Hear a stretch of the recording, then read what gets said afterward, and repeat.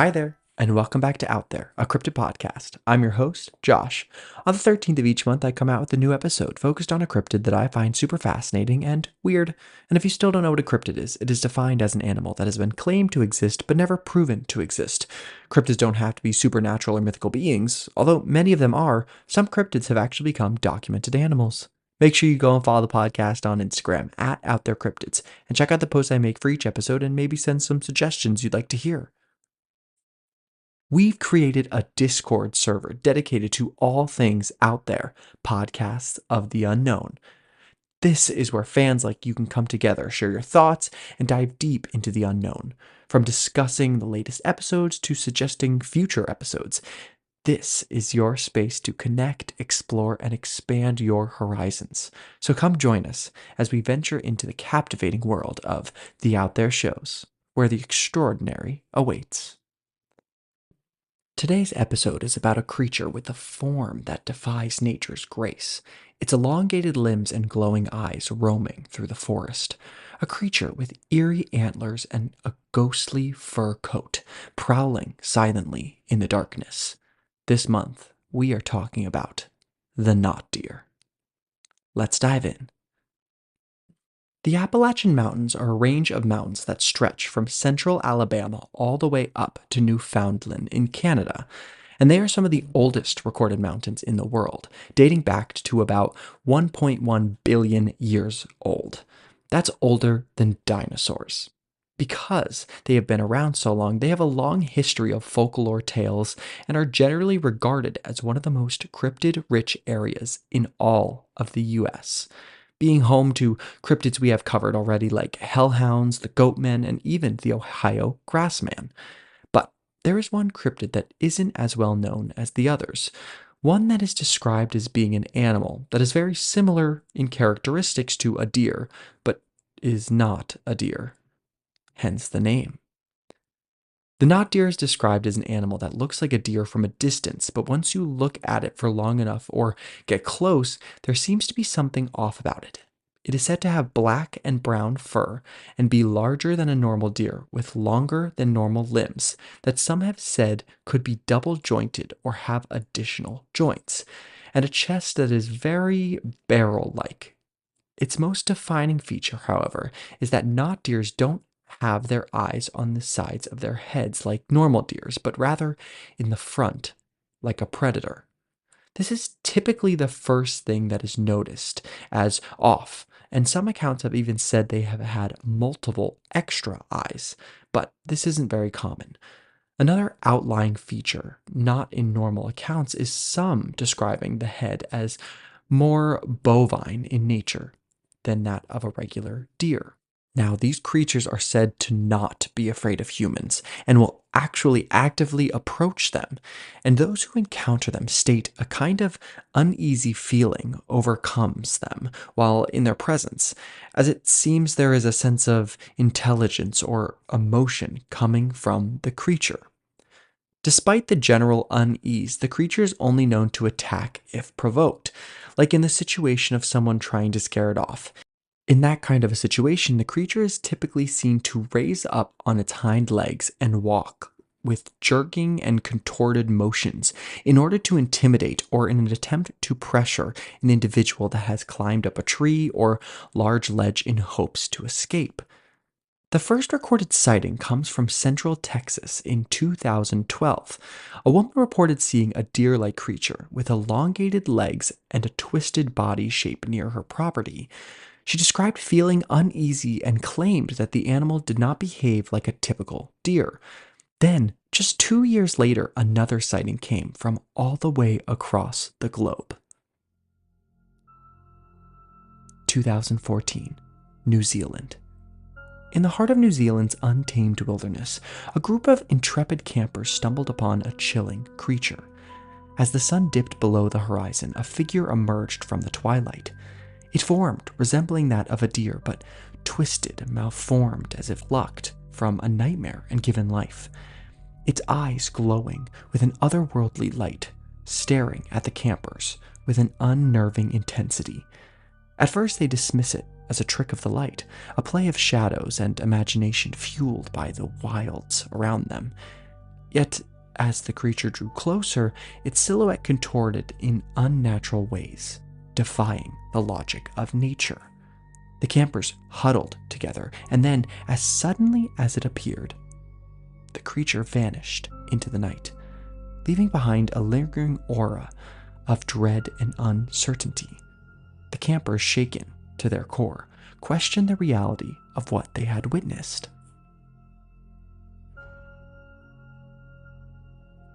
Now, the thing that stands out from this sighting are the glowing eyes, but this doesn't necessarily mean that this was a not deer. The tapetum lucidum is a layer of tissue located behind the retina in the eyes of many animals, including deer. Its primary function is to enhance night vision by reflecting light that has passed through the retina back into the eye. This reflective layer creates the eye shine, which makes it look like something has glowing eyes. You've definitely seen this, even in your dog's or cat's eyes, and although it's scary, it isn't always an indication of something sinister. Keyword there is always. When looking into the history of the knot deer, you won't find much. That could be because some write this cryptid off as a strange deer, and so those stories just get lost. However, there is one historic creature that might have really been a knot deer. The Cting Vor is a fascinating creature from Manx folklore, specifically from the Isles of Man in the Irish Sea. While not as well known as some other cryptids, it holds a unique place in the mythology of the region. It is often described as a large creature resembling a deer or a stag. It is said to have powerful muscular legs and a majestic stature. One of the distinctive features of the Cting Vor is its glowing eyes. In folklore, these eyes are often described as shining with an otherworldly light, adding to the creature's mystique and eerie presence. It is typically associated with remote and untamed areas such as forests, hills, and moors.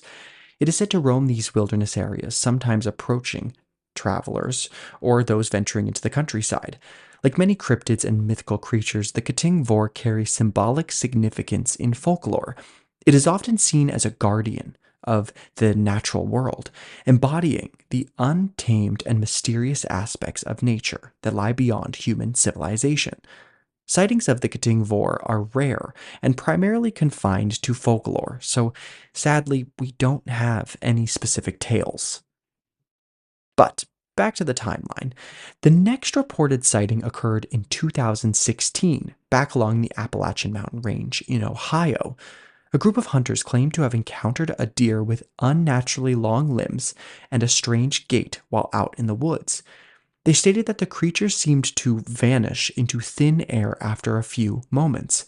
Coming from hunters, this is definitely something out of the ordinary because they know deer, even the strange ones.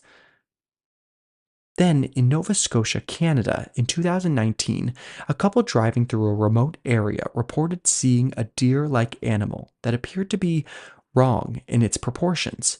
They mentioned feeling a sense of dread as the creature watched them from the edge of the forest before disappearing. Now, this sighting is definitely on par with what others have reported feeling when seeing this cryptid.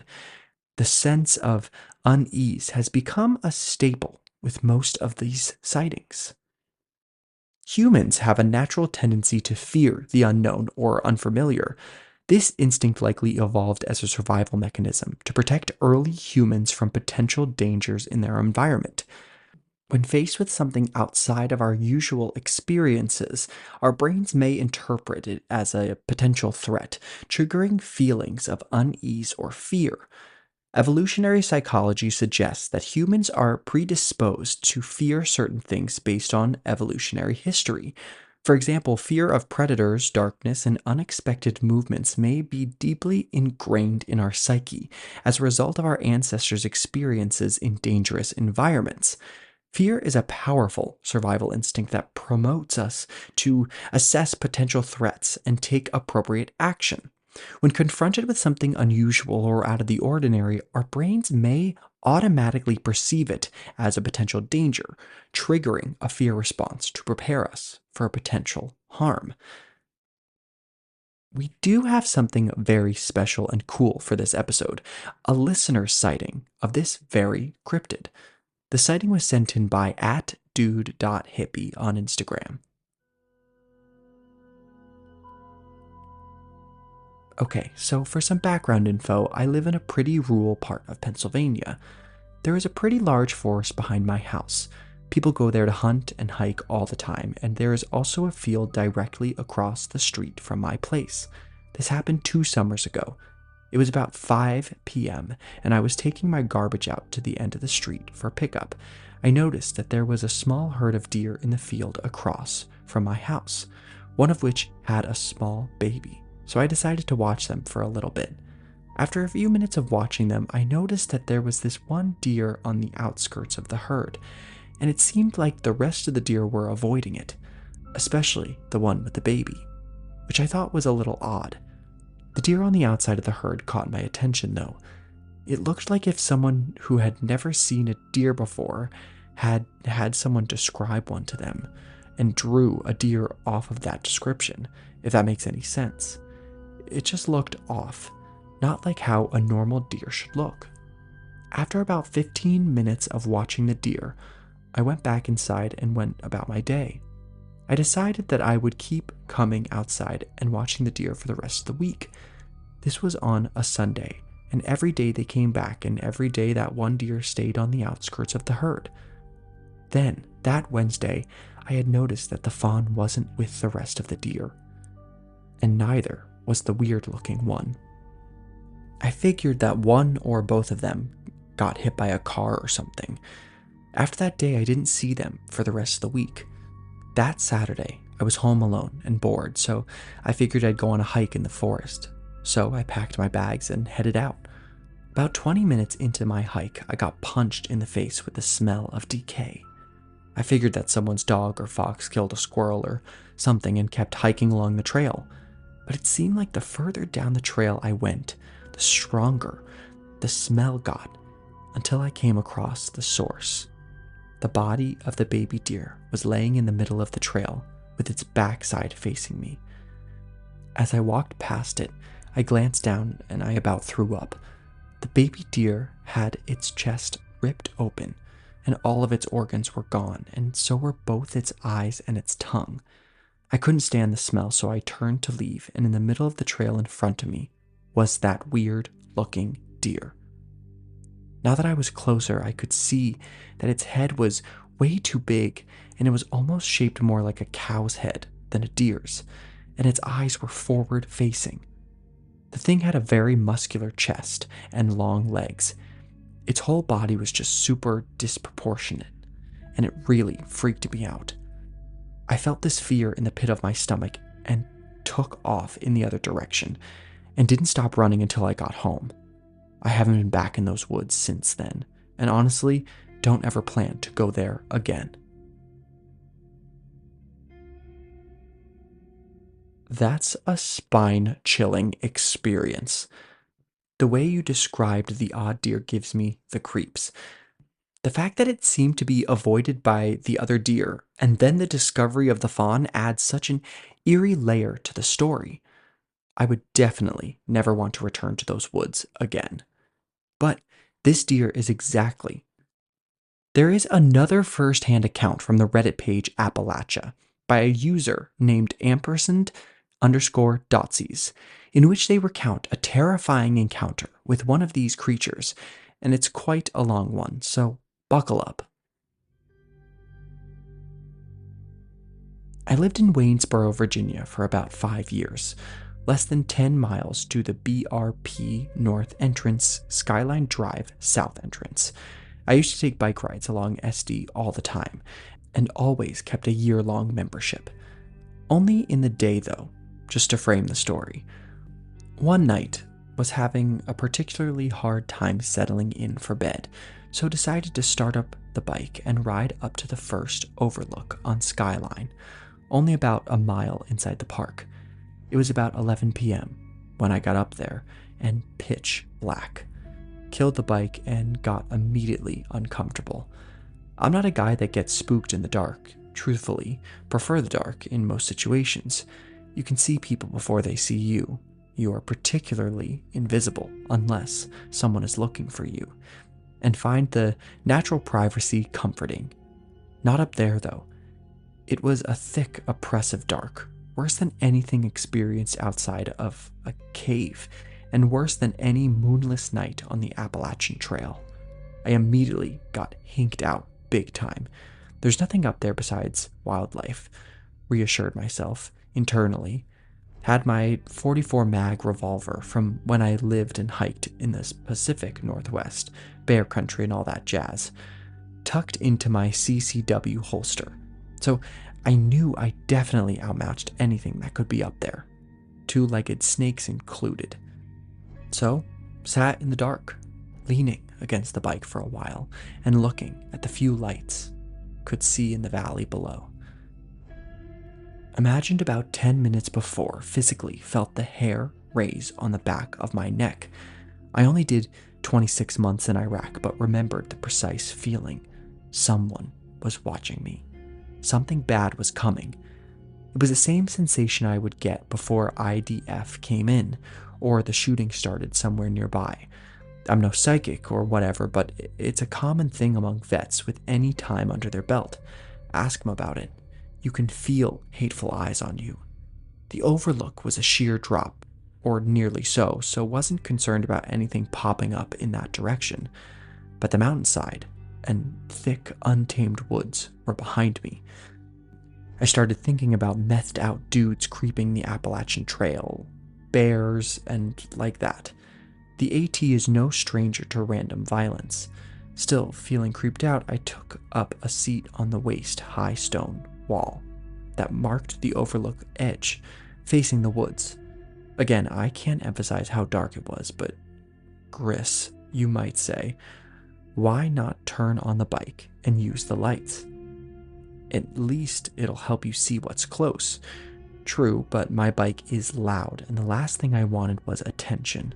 Plus, the light would just night blind me to anything just out of view, and the noise would obscure any stealthy sounding creeping going on. So, no thanks. Watch and listen for a bit.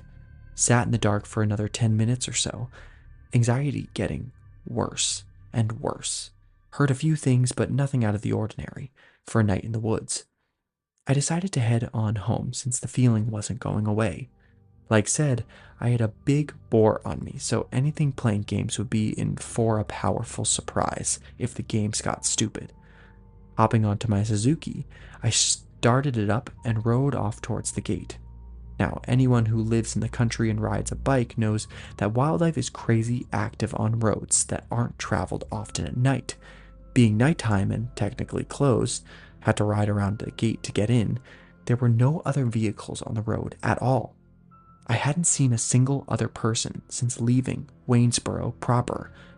The speed limit was about 30 miles per hour and clipped along at a measly 15 miles to keep an eye out for deer and wildlife. It wouldn't do my any good to mess myself up in a wreck, only to lay there all night until someone happened across me in the morning. Then saw it. The term of almost deer is really fitting. Not but quite accurate. It was like a deer that someone who had never seen a deer drew, but only after someone else described it to them. It stood on the left side of the road, mountainside, and I saw the eyes long before my headlight shone it fully. It was big, easily the biggest deer I've ever seen. The lack of any horns that time of the year suggested it was a doe. The head was almost bovine in shape, but fixed to a deer's frame. The legs seemed too long in proportion to the body. Think maned wolf proportions. And the body was extremely barrel-chested. I've always been creeped out by malformed wildlife, and this was no exception. Unfortunately, I had to get it to move or risk passing within a few feet of it. I was not traveling under 30 plus miles up the road in the other direction to leave through another gate in the middle of the night, and I wasn't getting close to it. Dangers of it spooking and running into the side of my cruiser aside, I didn't want to get near it at all. Stopping and putting my feet down about 30 inches away from it, tried to frighten it away, flashed my beams down to low, back to high, nothing. Rev the engine, nothing. I honked the considerable horn, nada. Resting the bike on the kickstand, I left it idling and hopped off. Yelled at the thing and it still didn't budge. So started to the side of the road to grab something to toss near the deer thing, hoping to spook it that way. As soon as it crossed into the other lane, it rose up onto its hind legs. I froze, putting my hand on my gun. Wasn't about to get charged by an angry, confused, malformed doe. It took two jerky, unnatural steps towards the center of the lane on two legs and froze again, staring directly at me. It suddenly shook its head wildly like a dog with a toy, took another short step, then hopped on two legs several times until it disappeared into the darkness on the right side of the road. I stepped back to the bike, mounted it, kicked up the kickstand, and turned the light towards the side of the road. On that side, there was a sheer drop off about 75 to 80 degrees compared to the roadway, and the thing's head was just peeking over the edge, still looking at me. The drop was about 40 to 50 feet, so there's no way it was standing at the base of the mountainside. I cracked the throttle and beat the hell out of there. Road wildlife be damned. I never went back up on Skyline Drive at night alone after that. One time was enough. There are things we don't grok out there, or things that just visit for a while. Whatever it wasn't from around these here parts in the hill talk. It can go back to wherever it came from and stay there.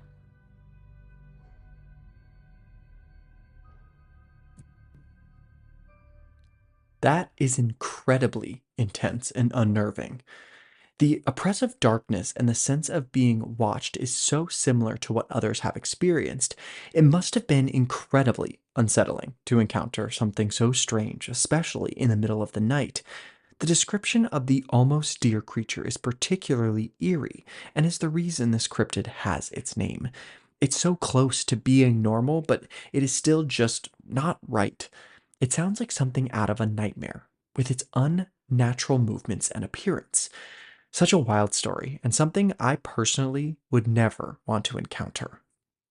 Now, we need to get into the explanation part because I think this is going to be very intriguing for a lot of you. There are two major theories for what people might be experiencing. The first theory is that people are just experiencing real deer with birth defects, injuries, or diseases. People may encounter deer that are in early stages of chronic wasting disease, or CWD, a progressive and fatal illness affecting the brain, spinal cord, and various tissues in deer, elk, and moose. These animals might exhibit subtle changes in behavior initially, such as reduced fear of humans or abnormal actions. As the disease progresses, they might show a widened stance, staggering movements with lowered head and ears, a dull appearance, and a shaggy coat.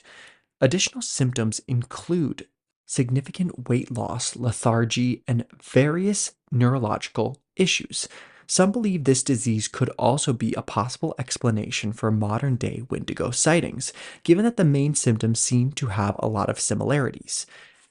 It could also be that these animals have injuries that make them look abnormal. Deer can break major bones and sometimes survive, depending on the severity and location of the injury. They are remarkably resilient animals, capable of enduring significant injuries and recovering. And the cherry on top of all of this is that the deer have learned to live with humans. I mean, I've seen deer look both ways before crossing a street. So it is possible that some have lost all fear of humans and have begun to see them as another forest animal. The second theory is the polar opposite of our first. It is widely believed that not deer are really one of our favorite cryptids, skinwalkers. To refresh your memory, skinwalkers are part of the Navajo folklore and are believed to be malevolent shapeshifters with the ability to assume the form of various animals. According to Navajo tradition, these entities are often associated with witchcraft and dark magic, wielding powers to transform into creatures like coyotes, wolves, owls, and even deer. In Navajo folklore and belief systems, encountering or even discussing skinwalkers is often associated with feelings of unease, danger, and a sense of foreboding. Now, reports or sightings specifically describing a skinwalker taking the form of a deer are not common in traditional Navajo folklore or contemporary paranormal accounts. They are typically associated with shapeshifting into animals like coyotes or wolves, but direct mentions of them transforming into deer are less prevalent. But it is worth noting some accounts of encounters with shapeshifters may involve descriptions of deer like creatures or entities, but they may not always align precisely with the traditional notion of a skinwalker in Navajo culture, so somewhat get lost or become their own cryptid, just like our not deer. I can see both of these theories being true, but what I will say is that I have a feeling this cryptid may just be a case of primal fear. I mean, when you look up not deer sightings, a lot of the videos you see are of real deer that are so badly injured it's surprising they are still alive. But nature is a crazy thing, and so is the will to survive. But the Appalachian Mountain Range plays tricks on people, so maybe this is just one of its tricks, getting us to believe that the not deer is just a deer. So, what do you think? Is the not deer really out there? We are on Instagram and TikTok at Out There Cryptids, so make sure to follow us and tell us all of your thoughts on the cryptids we cover and what you'd like to hear next. It would mean a lot to us if you could go rate us on Spotify or go to Apple Podcasts and leave us a review. It's a great way for others to find the podcast and enjoy, just like you. On the 13th, I will be covering an iconic cryptid, a half fish, half human creature that has a song that has lured sailors to their watery graves. We are talking about mermaids. See you next time. This episode was written by Trevor and me and hosted by me, Josh, with logo design by Jason Zykes and theme music from purpleplanet.com.